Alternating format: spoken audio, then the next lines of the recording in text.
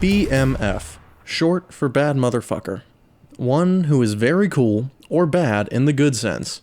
A person who knows how to carry themselves while maintaining respect. One that is looked upon by one's peers, yet does not necessarily follow the norm. In my opinion, there are very few people who could be considered true bad motherfuckers. But today we have the first in a series of people that I feel like they deserve to have the width of their full stories to be told. And today I have someone near and dear to my heart. We have a giant in the film industry whose shadow looms large over all who admire the art. Not only is he a giant in an industry, but he was also a giant of a man.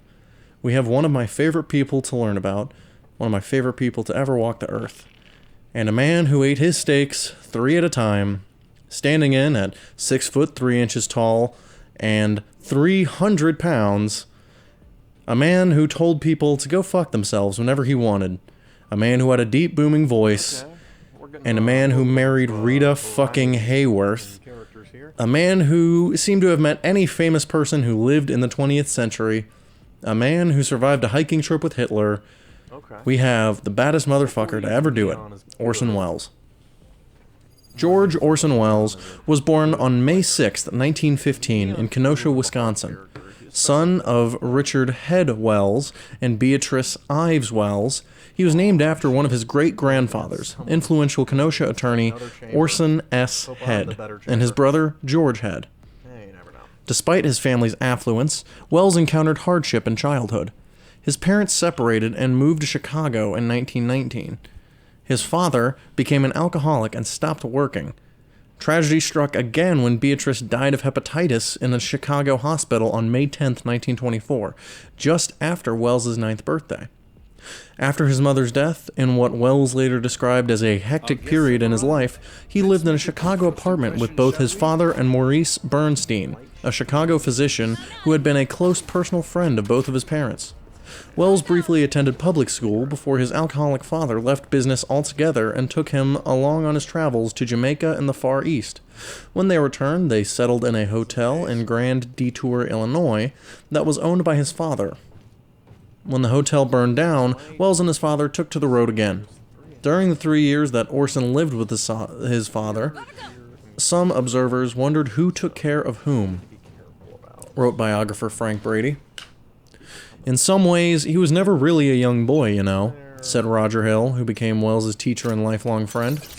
On December 28, 1930, when Wells was 15, his father died of heart and kidney failure at the age of 58, alone in a hotel room in Chicago. Shortly before this, Wells had announced to his father that he would stop seeing him, believing it would prompt his father to refrain from drinking. As a result, Orson felt guilty because he believed his father had drunk himself to death because of him. His father's will left it to Orson to name his guardian. When Roger Hill declined, Wells chose Maurice Bernstein. After his father's death, Wells traveled to Europe using a small portion of his inheritance. Wells said that while on a walking and painting trip through Ireland, he strode into the Gate Theatre in Dublin and claimed that he was a Broadway star. The manager of the Gate, Hilton Edwards, later said that he had not believed him, but was impressed by his brashness and an impassioned audition he gave. The man just walked into a theater and pulled the "Do you know who I am" gag, and it almost worked. In 1933, Roger and Hortense Hill invited Wells to a party in Chicago where Wells met Thornton Wilder. Wilder arranged for Wells to meet Alexander Woollcott in New York in order that he be introduced to Catherine Cornell, who was assembling a repertory theater company. Cornell's husband, director Guthrie McClintock, immediately put Wells under contract and cast him in 3 plays: Romeo and Juliet, The Barretts of Wimpole Street, and Candida. And he toured in repertory for 36 weeks, beginning in November of 1933, with the first of more than 200 performances taking place in Buffalo, New York. In 1934, Wells got his first job on radio with the American School of the Air through our actor and director Paul Stewart, who introduced him to director Knowles Entrican. That summer, Wells staged a drama festival with the Todd School at the Opera House in Woodstock, Illinois, inviting Michael MacLemois and Hilton Edwards from Dublin's Gate Theatre to appear along with New York stage luminaries in productions, including Trilby, Hamlet, and The Drunkard. They're on A. At the Old Firehouse in Woodstock, he also shot his first film, an 8-minute short titled The Hearts of Age. A revised production of Catherine Cornell's Romeo and Juliet opened on December 20th, 1934 at the Martin Beck Theater in New York. The Broadway production brought the 19-year-old Welles, now playing Tybalt, to the notice of John Houseman, a theatrical producer who was casting the lead role in the debut production of one of Archibald MacLeish's verse plays, Panic. On March 22, 1935, Welles made his debut on the CBS radio series The March of Time, performing a scene from Panic for a news report on the stage production. By 1935, Welles was supplementing his earnings in the theater as a radio actor in Manhattan. Within a year of his debut, Welles could claim membership in that elite band of radio actors who commanded salaries second only to the highest-paid movie stars, wrote critic Richard France.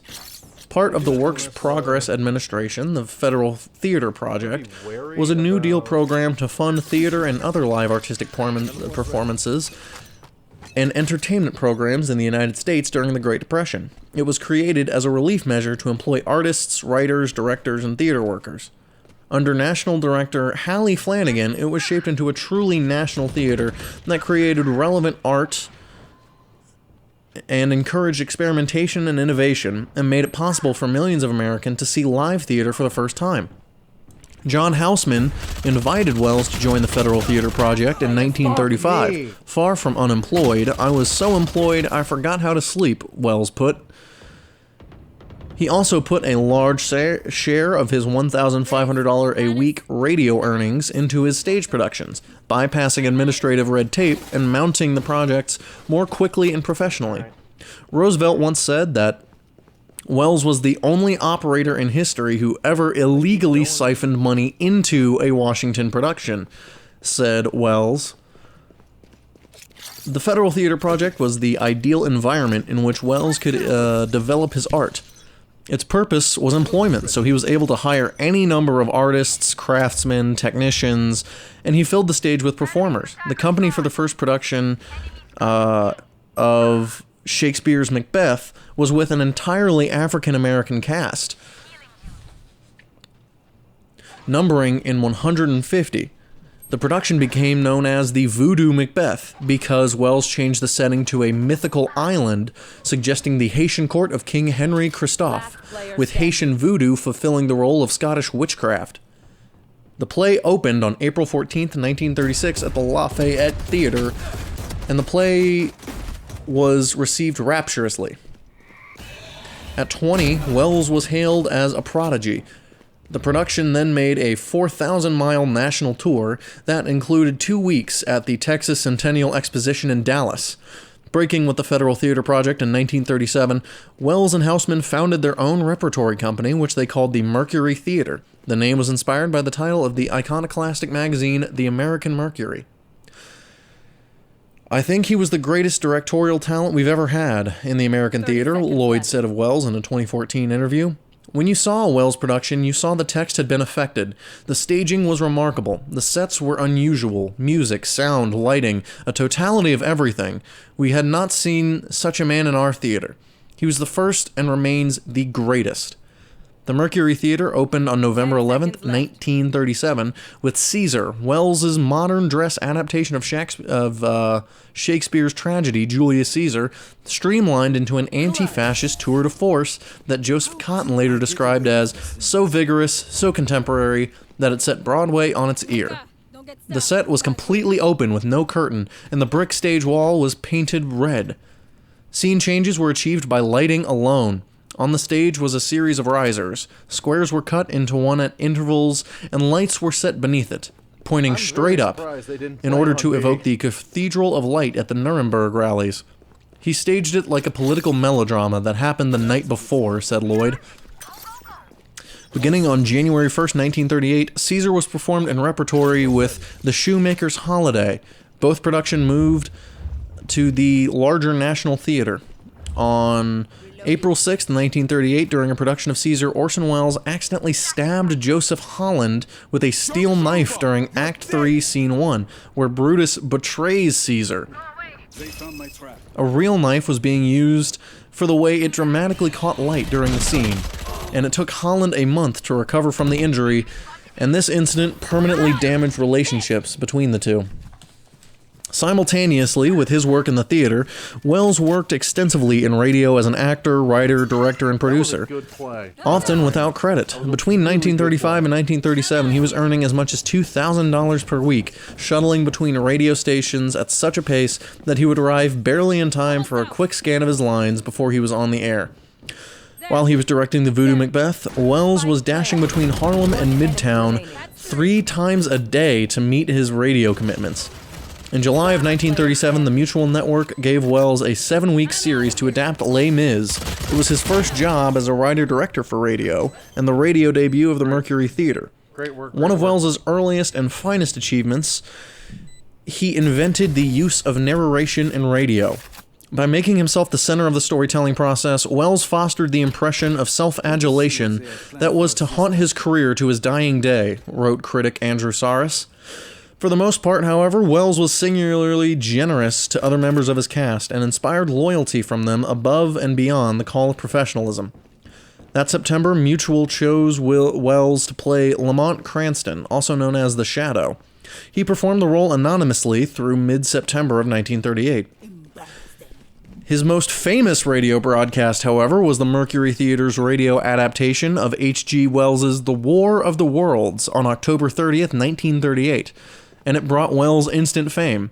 The combination of the news bulletin form of the performance with the between-breaks dial-spinning habits of listeners was later reported to have created widespread confusion among listeners who failed to hear the introduction.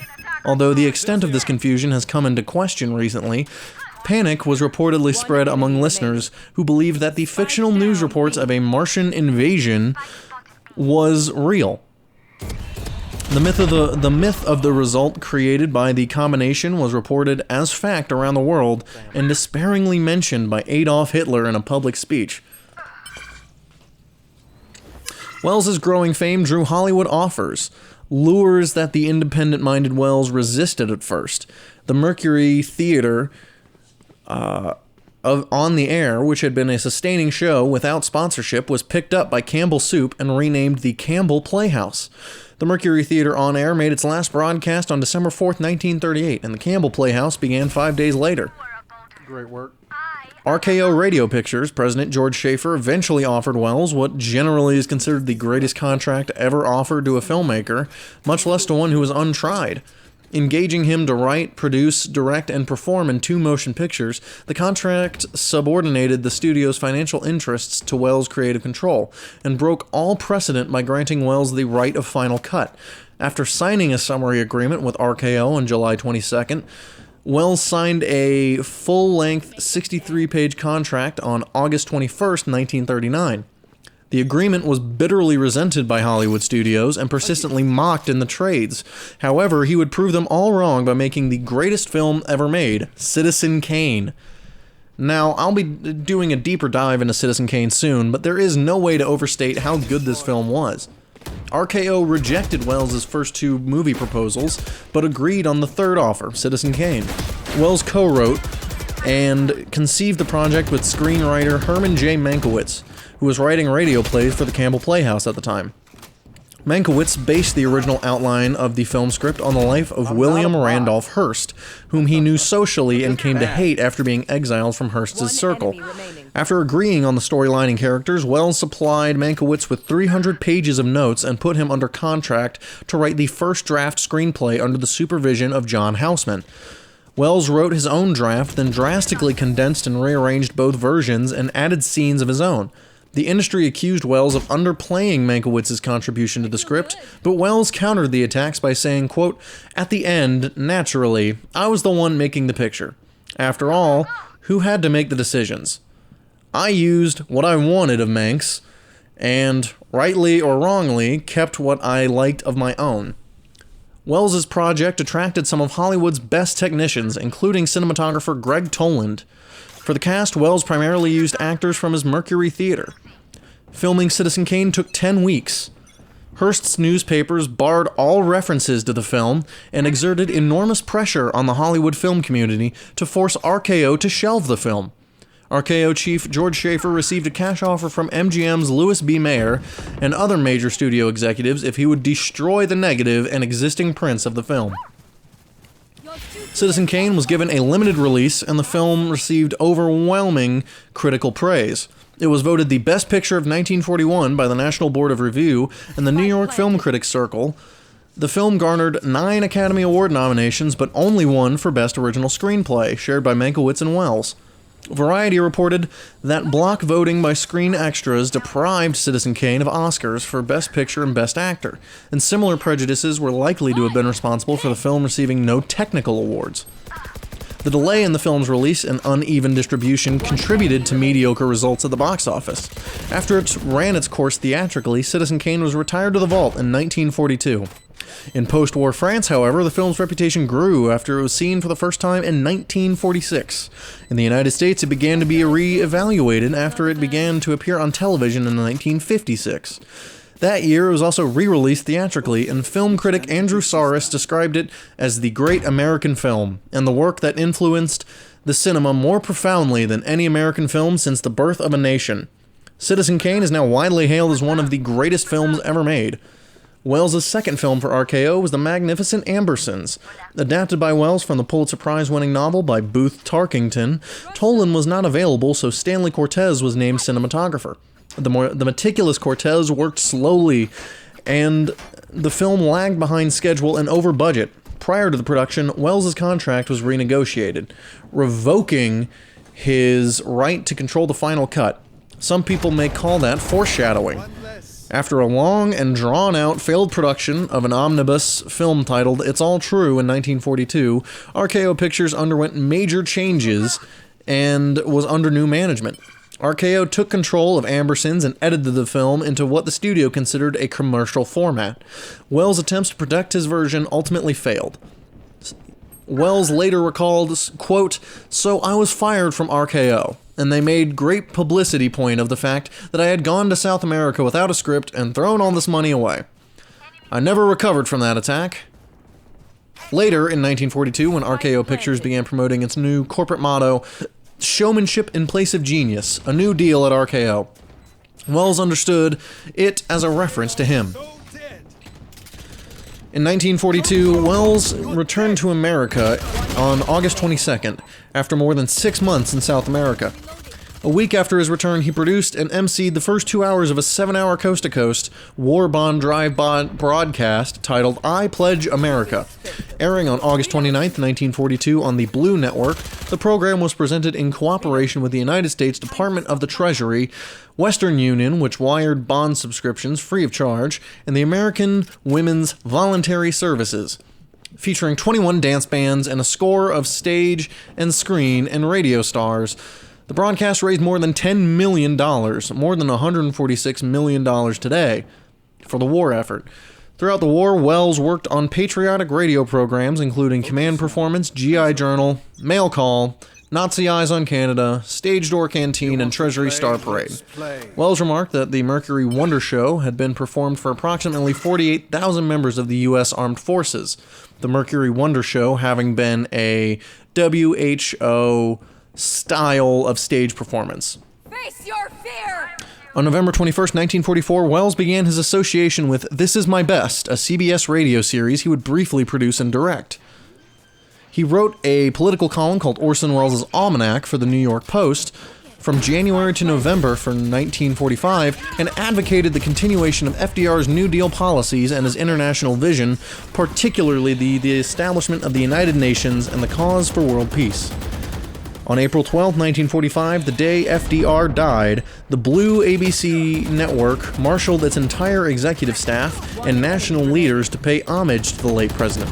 Among the outstanding programs which attracted widespread attention was a special tribute delivered by Orson Welles. Reported by Broadcast Magazine, Welles spoke at 10:10 p.m. Eastern Wartime from Hollywood and stressed the importance of continuing FDR's work by saying, quote, "He has no need for homage, and we who loved him have no time for tears. Our fighting sons and brothers cannot pause tonight to mark the death of him, whose name will be given to the age we live in. Wells presented another special broadcast on the death of Roosevelt the following evening by saying, quote, "We must move on beyond mere death to that free world which was the hope and labor of his life." In the fall of 1945, Wells began working on The Stranger, a film noir drama about war crimes investigator who tracks a high-ranking Nazi fugitive to an idyllic New England town. Edward G. Robinson, Loretta Young, and Wells all star in the film. Producer Sam Spiegel initially planned to hire director John Huston, who had rewritten the screenplay by Anthony Vaylor. When Huston entered the military, Wells was given the chance to direct and prove himself able to make a film on schedule and under budget. The Stranger was Wells's first job as a film director in 4 years. He was told that if the film was successful, that he could sign a 4-picture deal with International Pictures, making films of his own choosing. The Stranger was the first commercial film to use documentary footage from the Nazi concentration camps, and Wells had seen the footage in early May of 1945 in San Francisco as a correspondent and discussion moderator at the UN Conference on the International Organizations. He wrote of the Holocaust footage in his syndicated New York Post column on May 7, 1945. The film was completed a day ahead of schedule and under budget. The Stranger was the only film made by Wells to have been a bona fide success at the box office upon its release. Its cost was $1,034 million. 15 months after its release, it had grossed $3.2 million. Within weeks of the completion of the film, International Pictures backed out of its promised 4-picture deal with Wells. No reason was given, but the impression was left that The Stranger wouldn't make any money. In the 50s, he started making television programs until his return to Hollywood with the film Touch of Evil. Wells stayed on at Universal to direct and co-star with Charlton Heston in the 1958 film, based on Whit Masterson's novel Badge of Evil. Originally only hired as an actor, Wells was promoted to director by Universal Studios at the insistence of Charlton Heston. The film reunited many actors and technicians with whom Wells had worked with in Hollywood in the 1940s, including cameraman Russell Meddy from The Stranger, makeup artist Maurice Siderman from Citizen Kane, and actors Joseph Cotton, Marlene Dietrich, and Akim Tamirov. And the filming was proceeded smoothly, with Wells finishing on schedule and on budget, and the studio bosses praising the daily rushes. Nevertheless, at the end of production, the studio re-edited the film and reshot scenes and shot new exposition scenes to clarify the plot. Wells then infamously wrote a 58-page memo outlining suggestions and objections and stating that the film was no longer his version of it. But as such, he was still prepared to help with the film. In 1978, a longer preview version of the film was discovered and released. From 58 to 70, Wells was in Europe and continued to make more movies and radio programs, and then when Wells returned to Hollywood, where he continued to self-finance his film and television projects, while offers to act, narrate, and host continued, Wells also found himself in great demand on television talk shows. He made frequent appearances for Dick Cavett, Johnny Carson, Dean Martin, and Merv Griffin. Wells's primary focus during his final years was The Other Side of the Wind, a project that was filmed intermittently between 1970 and 1976. Co-written by Wells and Oja Kodar, it is the story of an aging film director looking for funds to complete his final film. The cast includes Peter Bogdanovich, Susan Strasberg, Norman Foster, Edmund O'Brien, Great work. Cameron Mitchland, Dennis Hopper, and the film was financed by Iranian backers. Ownership of the film fell into legal quagmire after the Shah of Iran was deposed. The legal disputes kept the film in its unfinished state until early 2017, and it was finally released on November 2018 on Netflix. I highly recommend the film. During a 1970 appearance on The Dick Cavett Show, Wells claimed to have met Hitler while hiking in Austria with a teacher who was a, quote, budding Nazi. He said that Hitler made no impression on him at all and does not remember him. He said that he had no personality at all. He was invisible, said Orson, that there was nothing there until there were 5,000 people yelling Sieg Heil. For several years, he wrote newspaper columns on political issues and considered running for the U.S. Senate in 1946, representing his home state of Wisconsin, a seat that was ultimately won by infamous sad sack son of a bitch Joseph McCarthy.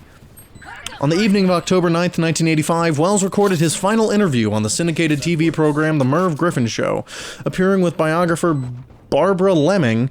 Both Welles and Lemming talked of Welles' life, and the segment was a nostalgic interlude, wrote biographer Frank Brady. Welles returned to his house in Hollywood and worked into the early hours typing stage directions for the project he and Gary Garver were planning to shoot at UCLA the following day. Welles died sometime on the morning of October 10th, following a heart attack. He was found by his chauffeur at 10 a.m. The first of Welles' friends to arrive was Paul Stewart, and Welles was 70 at the age of his death. Did they not realize? In Orson's wake, he had many unfinished projects, including Too Much Johnson, The Life of Christ, Moby Dick, and the first recorded attempt at making a Dune adaptation. In my opinion, the man is a legend who tried to do everything his way, and in my opinion, he's the best role model to have. He worked his ass off, and he never compromised for anybody. And that is the way that I plan on living my life. Don't forget to like, share, and subscribe, everybody. See y'all in the next video.